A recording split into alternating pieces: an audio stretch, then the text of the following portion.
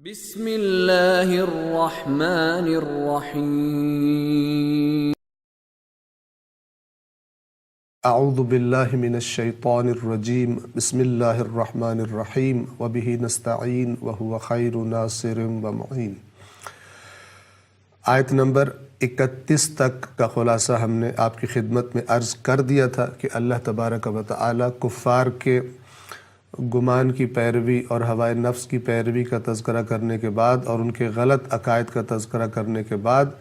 فرماتا ہے کہ جو کچھ آسمانوں اور زمین میں ہے اس کا مالک فقط اللہ ہے، اور یہ سب کا سب نظام اس لیے ہے تاکہ خداوند عالم اچھے کام کرنے والوں کو اچھی جزا دے اور برے کام کرنے والوں کو بری جزا دے۔ اور اس کا بھی رابطہ سابقہ باتوں سے یہی ہے کہ یہ جزا اچھی یا بری اس قانون کو ماننے یا ماننے کا نتیجہ ہے کہ جو اللہ تبارک و تعالی نے قرآن کریم میں بیان فرمایا ہے۔ لہٰذا ادھر ادھر سے سنا کر اور ہوائے نفس کی پیروی کر کے بنایا ہوا قانون اور تحریف شدہ دین یہ کسی بھی کام نہیں آئے گا۔ آیت نمبر 31 کے بعد آیت نمبر 32 میں ان لوگوں کا تذکرہ کیا، وضاحت کی کہ جن کو اللہ تبارک و تعالی ان کے اچھے کاموں کی اچھی جزا عطا کرے گا۔ ان کی صفات کیسی ہیں، ان کا رویہ، ان کی روش زندگی کیسی ہوتی ہے۔ آیت نمبر 32 میں فرمایا وہ لوگ جو بڑے گناہوں یعنی کبیرہ گناہوں اور بے حیائی کے کاموں سے پرہیز کرتے ہیں، یعنی وہ عادی نہیں ہوتے بڑے بڑے گناہ کرنے کے اور بے حیائی کے کاموں میں، بے حیائی کی محفلوں میں شرکت کرنا، بے حیائی کو معاشرے میں ترویج دینا، بے حیائی کے کام کرنا، یہ اس کے عادی نہیں ہوتے الا اللمم، مگر یہ کہ کچھ چھوٹے گناہ کبھی کبھار بغیر ارادے کے یا جذبات میں کہ بالآخر انسان ہے ان سے سرزد ہو جاتے ہیں، لیکن اس کی عادت نہیں ہوتی۔ خداوند عالم کی نافرمانی کے عادی مجرم نہیں ہوتے۔ اور فرمایا کہ جن سے کبھی کبھار کوئی غلطی غیر ارادی طور پر یا جذبات میں آ کر ہو جاتی ہے تو ان کے لیے ظاہر ہے کہ انہوں نے گناہ تو کر دیا، لیکن ان کے لیے اللہ تبارک و تعالی فرماتا ہے کہ یقیناً بے شک آپ کا پروردگار وسیع مغفرت والا ہے، یعنی وہ کمیوں بیشیوں کو دور کر دیتا ہے، لیکن شرط یہ ہے کہ اس راستے سے واپس پلٹ آئے اللہ کے قانون کی طرف، نہ کہ ہم نے مغفرت کا معنی بیان کرتے ہوئے عرض کیا تھا، آیت بتائی تھی کہ اللہ فرماتا ہے میں غفار ہوں، لیکن اس کے لیے جو پلٹ آئے، توبہ کرے اور اصلاح کر لے اور میری ہدایت کو قبول کر لے، اس راستے کو اپنا لے۔ ورنہ مغفرت کا معنی یہ نہیں ہے کہ انسان غلط راستے پر نافرمانی کے راستے پہ چلا جا رہا ہے اور زبان سے کہتا ہے کہ مثلا استغفر اللہ، میں مغفرت طلب کرتا ہوں اللہ سے، تو اس طرح سے مغفرت نہیں ہوتی ہے۔ بے شک آپ کا پروردگار وسیع مغفرت والا ہے، وہ تمہیں اس وقت سے خوب جانتا ہے جب اس نے تمہیں زمین سے پیدا کیا اور جب تم اپنی ماؤں کے شکم میں جنین کی صورت میں تھے، پس تم اپنے آپ کی پاکیزگی اور پاکی کے دعوے نہ کرو، یعنی یہ نہ کہو کہ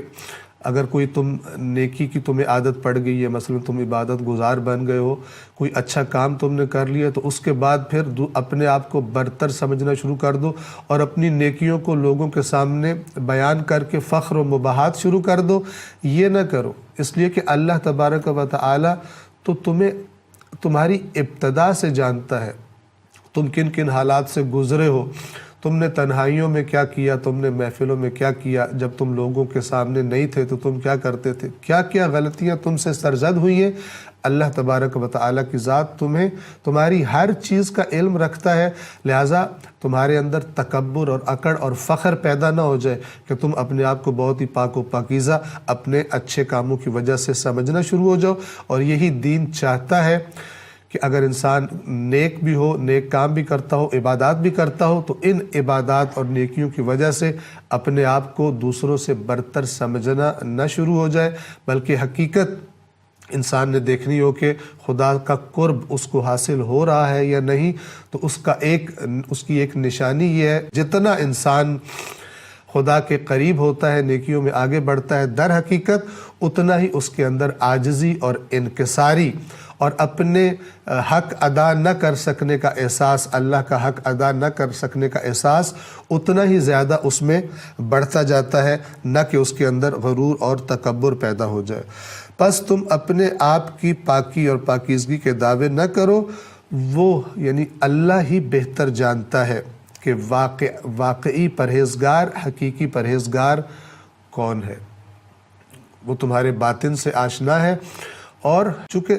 اجر بھی انسان نے نیک کاموں کا اللہ سے ہی لینا ہوتا ہے، تو پھر اپنی ان باتوں میں نیکیوں کا اجر اللہ سے طلب کرے، نہ کہ لوگوں کے سامنے اپنی نیکی پر فخر اور مباحات کرتا رہے، کہ یہ چیزیں بالآخر انسان کے نیکیوں کے ضائع ہونے کا سبب بن جاتی ہیں۔ اگلی آیت نمبر 33 ہے۔ یہاں سے اس شخص کا واقعہ شروع ہوا کہ جس کو اس کے ایک دوست نے کہا تھا کہ تو اللہ کے راستے میں خرچ نہ کر، جو بھی تیرے گناہ ہیں وہ میں اپنے ذمہ لے لوں گا قیامت کے دن۔ اور یہ شخص اس لیے خرچ کرتا تھا تاکہ جو سابقہ گناہ کر چکا ہے اللہ تبارک و تعالی انفاق کی وجہ سے، اللہ کے راستے میں خرچ کرنے کی وجہ سے اس کے گناہوں کو معاف کر دے۔ تو اس کے دوست نے اس سے ایک غلط بات کہی کہ تیرے گناہ میرے ذمہ آئے،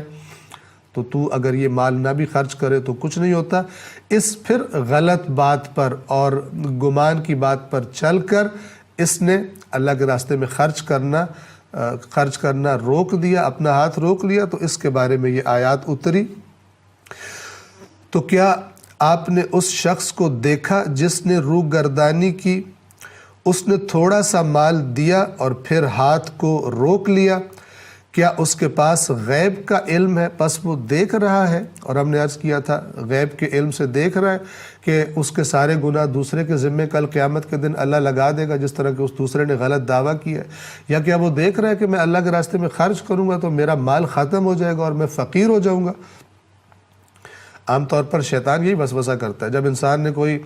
اپنی عیش و عشرت کا کام کرنا ہو تو وہاں پہ انسان خوب پیسے لگاتے ہیں، لیکن جب اللہ کے لیے کوئی اللہ کے راستے میں خرچ کرنا ہو تو پھر سارے حساب کتاب یاد کرنے شروع کر دیتے ہیں۔ اور دوست جو برے ہوتے ہیں وہ بھی کہتے ہیں کہ اللہ اتنا اگر خرچ کرو گے تو پھر خود کہاں سے کھاؤ گے، اور خود فقیر ہوگے تو پھر کیسے خرچ کر سکو گے، اور اس طرح کی باتیں کر کے اسے اللہ پر توکل کے راستے سے روک دیتے ہیں، اور غلط کاموں میں پھر آہستہ آہستہ اس کی عادت بن جاتی ہے۔ اللہ کی نافرمانی کے کاموں میں لگاتا ہے،